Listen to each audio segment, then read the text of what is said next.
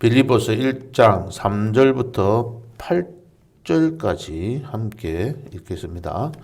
내가 너희를 생각할 때마다 나의 하나님께 감사하며 간구할 때마다 너희 무리를 위하여 기쁨으로 항상 간구함은 너희가 첫날부터 이제까지 복음을 위한 일에 참여하고 있기 때문이라.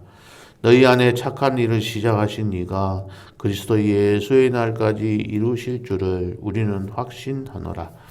내가 너희 무리를 위하여 이와 같이 생각하는 것이 마땅하니 이는 너희가 내 마음에 있음이며 나의 매임과 복음을 변명함과 확정함에 너희가 다 나와 함께 은혜에 참여한 자가 됨이라. 내가 예수 그리스도의 심장으로 너희 무리를 얼마나 사모하는지 하나님이 내 증인이시니라. 아멘. 하나님의 일에, 선한 일에, 복음을 위한 일에 동참하는 성도님들이 되읍시다 하는 제목으로 말씀을 드리겠습니다. 빌립보서는 우리가 알고 있듯이 옥중서신입니다. 바울이 옥에 갇혀 있을 때 기록한 성경이기 때문에 옥중서신이라고 합니다. 바로 이와 같이 바울이 옥에 갇혀 있을 때에 이 빌립보 교회에서는 에바브로디도라는 사람을 파송해서 투옥된 그 바울을 물질적으로 후원해 주었을 뿐만 아니라 그 곁에서 시중들게 했습니다. 그런데 이 에바브로디도는 바울을 시중하는 도중에 중병에 걸려가지고 거의 죽음의 직전까지 이르게 되었습니다. 그래서 빌립보 교인들은 그들 위해서 또 기도도 하고 함께 걱정을 했는데 이 병에 걸린 에바브로디도는 하나님의 은혜로 하나님의 긍휼로 회복이 되어지고 그래서 다시 빌립보 교회로 보내게 됩니다. 그때에 이 에바브로디도 편으로 편지를 써서 보낸 것이 바로 빌립보서입니다. 이 빌립보서를 이렇게 기록한 목적은 이 에바브로디도가 굉장히 크게 헌신했다 하는 것. 그래서 따뜻하게 맞아주라고 당부하기 위해서 기록을 했고, 지금 나는 어떻게 살고 있다. 이런 옥중에 있지만 기쁨으로 살고 있다 하는 걸 근황을 알려주고, 또 빌립보 교회가 이 자신에게 베풀어 준 그 호의에 대해서 감사하면서 또 자신의 바라고 싶어했던 말씀들을 알려준 내용이 빌립보서입니다. 오늘 읽었던 3절부터 8절에 있는 이 말씀은 길게 보면은 여기 여러 가지 문장으로 나와 있는데 헬라어상에서는 원문에서는 한 문장으로 되어 있습니다. 한 문장으로. 그래서 크게 말을 하면 뭐냐면은 하나님께 내가 감사를 드린다. 이 바울이 하나님 앞에 감사를 드린다 하는 이 말을 여러 가지 말을 수식을 해가지고 감사를 드리는데 어떻게 드린다, 왜 감사를 드리는가, 무엇을 감사를 드리는가 하는 내용들이 여기에 기록이 되어 있습니다. 여기 보면 3절에서 4절에 보면은 이 사도 바울은 이 빌립보 교회를 생각할 때마다 하나님 앞에 감사한다는 거예요. 니를 생각할 때마다 빌립보 교회 성도들을 생각할 때마다 나는 하나님 앞에 감사를 드릴 수밖에 없다. 왜냐하면 또 어떻게 너희 무리를 위해서 기쁨으로 항상 간구한다. 내가 지금 감사하고 기도를 하고 있는데 내 마음이 기쁨에서 아주 마음이 기쁨이 충만해서 너희들에게 감사를 하고 있다 하고 이야기들을 하고 있습니다.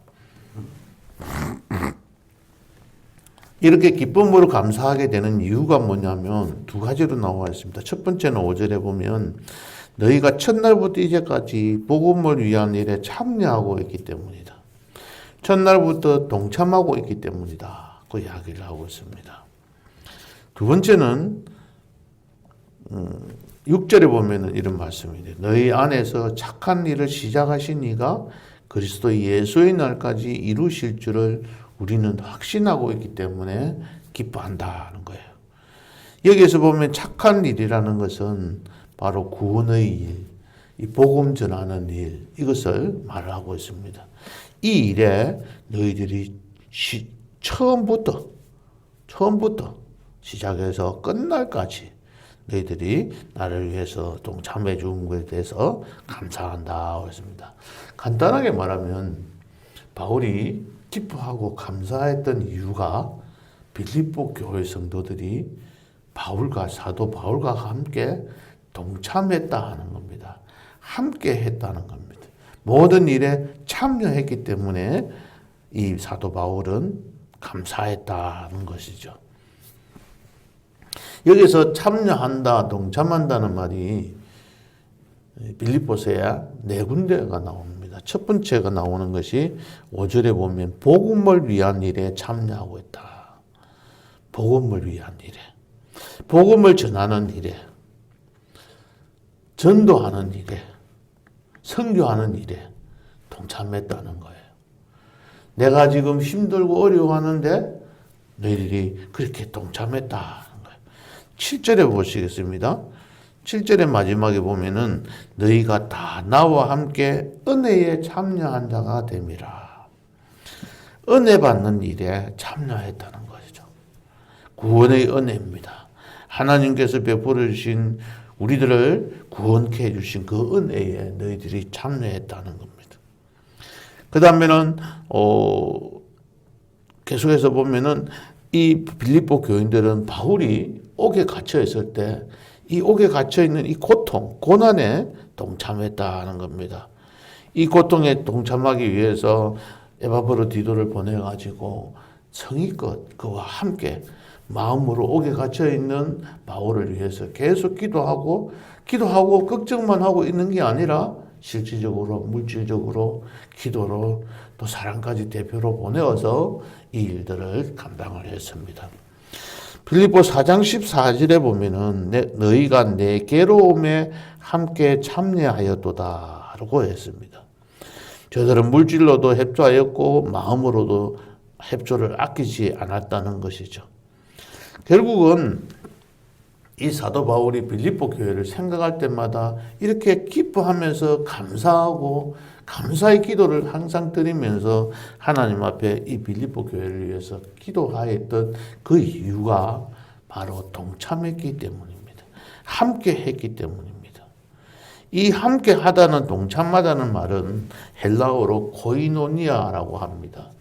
코이노니아는 근본적으로 나눈다, 참여한다, 동참한다. 단순한 친교나 교제, 서로 만나서 밥 한 끼 먹고 만나서 이야기하고 수다 떠는 그런 정도가 아니라 모든 일을 함께하는 파트너가 되었다는 겁니다. 그 일을 할 때 힘들고 어려운 일이 있으면 그 일들을 같이 하고 좋은 일만 있으면 하고 나쁜 일이 있고 괴로운 일이 있으면 떠나가버리는 것이 아니라 어떠한 상황에 있어서도 함께하는 그것이 동참입니다. 교제입니다. 우리가 함께 교통하는 것, 사도신경 고백할 때도 교통하는 것, 성도가 서로 교통하는 것과 우리가 그것을 믿는다고 했지 않습니까? 성도가 서로 교통하는 것을 믿는다고 하면서 성도가 서로 교통하는 일은 등한시해버리는 그런 경우들이 참 많이 있습니다. 그래서 우리들도 동참하는 성도가 되어야 합니다. 그러면 어떤 일에 동참해야 되는가? 오늘 이 말씀에 보면 바로 하나님의 복음의 일에, 전도하는 일에 동참해야 합니다. 두 번째는 교회를 봉사하는 일에 함께 동참해야 합니다. 그 다음에는 성도를 섬기는 일에도 함께 동참해야 합니다. 늘 이러한 일들, 우리가 믿는 그 가운데서 항상 동참해야 합니다. 그러면 누구와 동참해야 합니까? 첫 번째는 하나님과 동참해야 합니다. 하나님과 모든 일들을 함께 하셔야 합니다. 삼위일체 하나님과 우리 인간과의 그 교제가 끊어져 버리면, 바로 단절되어지면, 바로 에덴 동산에서 그 에덴 동산을 떠난 아담과 하와와 같이 하나님과의 그 관계가 끊어지게 되는 것입니다. 늘 언제나 어디서든지 함께 해야 합니다. 오늘 불렀던 찬송처럼 겟세마네 동산까지 오라고 하면 그 하나님께 나아가야 하고 내가 어떠한 힘든 일이 있어도 그곳에 나아가야 한다는 것이죠. 하나님께서 요구하시는 자리는 우리가 함께 나아가기를 원하고 왜냐하면 하나님이 지금도 우리와 함께 계시기 때문입니다. 내 혼자 버려두고 있는 것이 아니라 나 혼자 살아가는 것 같지만 하나님께서 늘 함께 하고 계시기 때문에 우리는 삼위일체 되신 하나님과 그 교제를 끊이지 말고 밀접한 관계를 가지고 그런 교제를 나누면서 살아가야 합니다. 두 번째는 이런 관계를 맺는 것이 바로 어떤 예배를 통해서 하나님 앞에 나아와서 성도들끼리 교제함으로써 이루어지는 것이죠. 두 번째는 누구와 교제를 합니까? 우리 성도들끼리 서로 교제를 나누어야 합니다. 성도들끼리 지내는 것이 우리가 어떻게 보면은 친척보다도 형제보다도 더 가깝게 서로 가까운 이웃 사촌처럼 더 그렇게 가까운 그 교제들을 나누어 가야 합니다. 성도들이 힘들고 어려운 사람들이 있으면 그들을 돌보주고 그런 사람들에게 내 정성을 나의 마음만 보내는 것이 아니라 실제적으로 행동하고 나의 물질적으로 어려움이랑 무엇이든지 함께 동참하는 그러한 성도가 될 때에 하나님을 기쁘시게 하고 오늘 이 말씀처럼 사도 바울을 기쁘게 하였던 겁니다. 그러면 어떻게 지금 어떤 방법 동참을 해야 할 것인가? 첫 번째 말씀드린 것은 어떤 일에 동참해야 하는가? 한번 묵상하면서 한번 생각해 보시고 두 번째는 누구와 같이 동참해야 되는 것인가? 그다음 세 번째는 어떻게 동참해야 하는가? 이 빌립보 교인들은 기도로 물질로 그들은 모아서 옥에 갇혀있는 이 바울을 도와줬을 뿐 아니라 나중에 계속해서 보면은 예루살렘 교회가 여러 가지 기근으로 인해서 힘들어할 때에 자기들은 분에 넘치도록 힘에 겹도록 물질로 헌금을 해서 모아가지고 그들을 도와주고 구제하는 일에 앞장섰던 교회이기도 합니다. 그들은 힘껏 자기 자신이 가지고 있는 것으로 봉사를 했습니다. 두 번째는 어떻게 참여해야 합니까? 여기에 보면은 6절에 보면은 이런 말씀. 착한 일을 시작하신 이가 그리스도 예수의 날까지 이루실 줄을 믿는다. 5절에 보면은 너희가 첫날부터 이제까지 복음을 위한 일에 참여하고 있다.